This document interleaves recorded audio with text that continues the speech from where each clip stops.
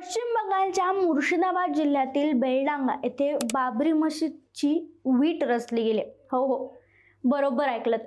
आणि हे काम करणारा कुणी सामान्य व्यक्ती नाहीयेत, तर पश्चिम बंगालमधील काँग्रेसचे आमदार हुमायून कबीर आहेत। आणि पश्चिम बंगालमध्ये बाबरी मशीद पुन्हा उभं करणार असल्याचा दावाही केलाय। आता जर तुम्ही कट्टर हिंदुत्ववादी असाल तर तुम्हाला हुमायून कबीर हे नाव तुम्ही आधी ऐकले असेल, पण महत्त्वाचं म्हणजे काय तर पुढील वर्षी पश्चिम बंगालच्या निवडणुका आहेत आणि कबीर यांच्या या हालचाली निवडणुका डोळ्यासमोर ठेवूनच करण्यात येत असल्याचं बोललं जाते। या घडामोडीमुळे हिंदू मुस्लिम संघर्ष तीव्र होऊ शकतो अशी शक्यता होती। मग या सगळ्यात खरा प्रश्न असा की याचा फायदा कोणाला? ममता बॅनर्जी किंवा त्यांच्या पक्षाला याचा तोटा होऊ शकतो का? भारतीय जनता पक्षाला याचा फायदा आहे की तोटा आहे? एक नवीन मुस्लिम समाजातून एक नवीन राजकीय नेता तयार होतोय का? पश्चिम बंगालमधील या राजकीय वादळाचा नेमका अर्थ काय? चला याबद्दलच सविस्तर बोलूयात। नमस्कार, मी संजना कट्टुकटमध्ये आपलं स्वागत। पश्चिम बंगालमध्ये सलग 15 वर्ष सत्तेत असलेल्या ममता बॅनर्जी यांची बंगालमधली असलेली ताकद यावरूनच दिसून येते। भाजपनं प्रयत्न करूनही त्यांना बंगाल जिंकता नाही आला, पण आता मात्र येणारी निवडणूक ममता यांच्यासाठी अडचणीची ठरू शकते, कारण बंगालमध्ये त्यांच्याच पक्षातील आमदाराने त्यांना आवाहन केले आणि ते आमदार आहेत हुमायून कबीर। मशिदीची वीट रचणं, मोठा मुस्लिम समुदाय एकत्रित आणणं, नवीन पक्षाच्या स्थापनेची घोषणा करणं आणि फेब्रुवारीमध्ये 1 लाख नागरिकांच्या उपस्थितीत कुराण पठण करण्याची घोषणा करणारे हुमायून कबीर कोण आहेत हे आधी पाहूयात। खरं तर हुमायून कबीर यांनी आपल्या राजकीय कारकिर्दीची सुरुवात काँग्रेस पक्षातून केली। 2011 मध्ये त्यांनी रेजीनगर मतदारसंघातून काँग्रेसकडून निवडणूक लढवली, त्यांचा विजय झाला। 2012 साली त्यांनी तृणमूलमध्ये प्रवेश केला, ते मंत्रीही झाले, पण त्यानंतर रेजीनगर विधानसभा निवडणुकीत म्हणजे पोटनिवडणुकीत त्यांचा पराभव झाला आणि मंत्रीपदही गमवावं लागलं, पण ते तृणमूलमध्ये कायम राहिले। पुढे 2015 मध्ये ममता बॅनर्जी यांच्या नेतृत्वावर त्यांनी प्रश्नचिन्ह उपस्थित केलं होतं। ममता बॅनर्जी आपल्या भाच्याला राजकारणात प्रस्थापित करत असल्याचा आरोप त्यांनी केला होता। यावेळी शिस्तभंगाची कारवाई करत त्यांना पक्षानं 6 वर्षासाठी निलंबित केलं। पुढे 2016 मध्ये त्यांनी अपक्ष निवडणूक लढवली, पण या निवडणुकीत त्यांचा पराभव झाला। पुढे या पराभवानंतर ते काँग्रेसमध्ये परत सामील झाले, मग लवकरच 2018 मध्ये ते भाजपमध्ये सामील झाले। यावेळी त्यांनी मुर्शिदाबाद लोकसभा मतदारसंघातून लोकसभेची निवडणूक लढवली, पण या निवडणुकीत त्यांना पराभव स्वीकारावा लागला। 2020 मध्ये ते पुन्हा तृणमूल काँग्रेसमध्ये परतले आणि यावेळी त्यांना डेबरा मतदारसंघातून तिकीट देण्यात आलं। त्यांनी निवडणूक लढवली आणि ते आमदारही झाले। पण आता बंगालच्या निवडणुकीला काहीच महिने शिल्लक असताना कबीर चांगलेच आक्रमक झालेत। त्यांनी 6 डिसेंबरला बाबरी मशीदची वीट रचत ममता बॅनर्जी यांना आव्हान दिलं, पण त्यांनी मागील 1-2 महिन्यांपासून वेगळ्या वाटचालीची चाचपणी ते करत होते असं सांगण्यात येते। यासाठी त्यांनी मुर्शिदाबादसह मालदा, नादिया आणि 24 परगाना जिल्ह्याचे हेलिकॉप्टर दौरे करत वातावरण निर्मिती केली होती। 6 डिसेंबरला त्याचे परिणामही दिसून आले, कारण या ठिकाणी अनेक मुस्लिम नागरिक वीट रचण्याच्या या कार्यक्रमाला उपस्थित होते। या कार्यक्रमासाठी 2 लाखाहून अधिक लोक जमले होते। बंगालच्या विविध जिल्ह्यातील लोक कार्यक्रमस्थळी पोहोचले होते। काही जण तर डोक्यावर विटा घेऊन, तर काही जण ट्रॅक्टर ट्रॉलीवरून, तर काही जण रिक्षा किंवा व्हॅनवरून आले होते। मालदासह अनेक जिल्ह्यातून बांधकाम साहित्यानं भरलेल्या 100हून ट्रक मशीदच्या बांधकामासाठी आपोआप पोहोचले होते। बेलडांग्यात वेगवेगळ्या ठिकाणी बाबरी मशिदीच्या पायाभरणी समारंभाचे पोस्टर लावण्यात आले होते आणि नेमकी ही सगळी गोष्ट चर्चेत आली होती आणि नेमकी हीच ममता यांच्यासाठी डोकेदुखी ठरणारी गोष्ट आहे।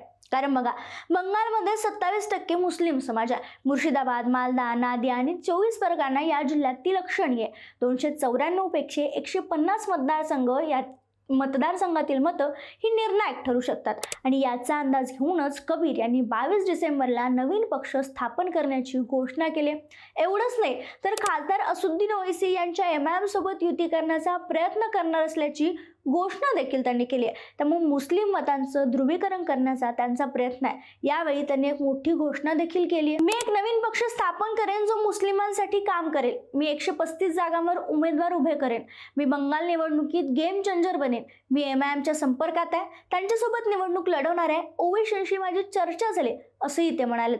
खरं तर आता बघा, जर याचा ममता बॅनर्जी यांच्या पक्षावर किंवा त्यांच्यावर काय परिणाम होईल किंवा येणाऱ्या निवडणुकीवर काय परिणाम होईल हे जर बघायला गेलं तर न्यायालयाच्या दणक्यामुळे ममता बॅनर्जी यांना वक्फ विधेयकाचा स्वीकार करावा लागल्यानंतरच तिथला मुस्लिम समाज त्यांच्यावर नाराज आहे. निवडणुकीचा जर कल पाहिला तर बंगालमधील मुस्लिम समाज हा ममता बॅनर्जी यांच्या पारड्यात भरभरून मतं टाकतो असं जाणकार सांगतात.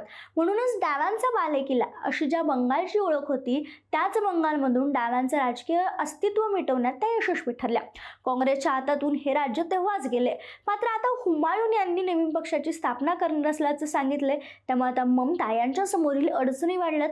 त्याचबरोबर भाजपचा फायदा होईल असं वाटत असलं तरी अनपेक्षितपणे त्यांना फटका बसण्याची शक्यता आहे. दरम्यान तृणमूलमधून कबीर यांना निलंबित करण्यात आले आणि यानंतर कबीर यांनी या सगळ्या घडामोडीवर आणखी एक घोषणा केली. भारतातील मुस्लिमांकडे मोठा निधी आहे, ते बाबरी मशीद बांधण्यास मदत करणार आहेत असा दावा कबीर यांनी केला. त्यामुळे आता हे खरंच असं होईल का, हे या सगळ्या गोष्टी अस्तित्वात येतील का हे पाहणं महत्त्वाचं ठरणार आहे. पण खरंच कबीर यांचा प्रभाव निवडणूक काळात राहणार का हा मोठा प्रश्न आहे.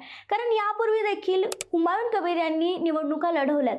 म्हणजे 2011 नंतर त्यांना यश आलं आणि त्यांना दुसऱ्या यशासाठी 2021ची वाट बघावी लागली. त्यामुळे मशीद उभारणीचा फायदा त्यांना राजकीयदृष्ट्या किती होऊ शकतो याची खात्री नाही आहे. कारण बघा, भाजप राम मंदिराचा मुद्दा घेऊन अनेकदा निवडणुका लढवत असताना 1999 साली त्यांना सरकार स्थापन करण्यात यश आलं होतं. तसेच कबीर, काँग्रेस, भाजप, तृणमूल असा प्रवास त्यांनी केलाय. त्यामुळे त्यांच्यावर विश्वास ठेवणं मतदारांना थोडंसं कठीण जाणार आहे. शिवाय ज्या ओबीसी यांच्या MIM सोबत युतीबाबत त्यांनी जे विधान केले, चर्चा झाली असं ते म्हणतात, यावर असुद्दीन ओवैसी किंवा MIM पक्षाकडून कोणतीही प्रतिक्रिया देण्यात आलेली नाही आहे. त्यामुळे हे सगळं कबीर हे फक्त दुसऱ्यांदा आमदार होण्यासाठी करतायत का अशी शक्यता नाकारता येत नाही. खरं तर बंगालमध्ये ज्या जागा आहेत त्यामध्ये कबीर 135 जागा लढतील असं ते म्हणतात. त्यामुळे एक हाती सरकार तर त्यांना बनवता येणार नाही. त्यामुळे कोणाला तरी पाठिंबा देण्याची मानसिकता ते ठेवतात हे याच्यावरून दिसते आणि त्यांचा जो ओढ आहे तो डाव्यांकडे आहे. पण बंगालचे नागरिक आता डाव्यांना पाठिंबा देतील अशी कोणतीही स्थिती नाही आहे. त्यामुळे कबीर यांना खुद्द मुस्लिम मतदार साथ देतील की नाही याची खात्री नाही. शिवाय यामुळे तृणमूलला फटका बसून भाजपला फायदा होईल असं जरी वाटत असलं तरी कबीर भाजपात देखील राहिलेले आहेत. शिवाय त्यांना भाजपानं लोकसभेची उमेदवारी देखील दिली आहे. त्यामुळे कबीर यांना राजकीय जीवनदान देण्यात भाजपचा देखील हातभार लागू शकतो. त्यामुळे तो विषय भाजपसाठी डोकेदुखी ठरण्याची शक्यता आहे.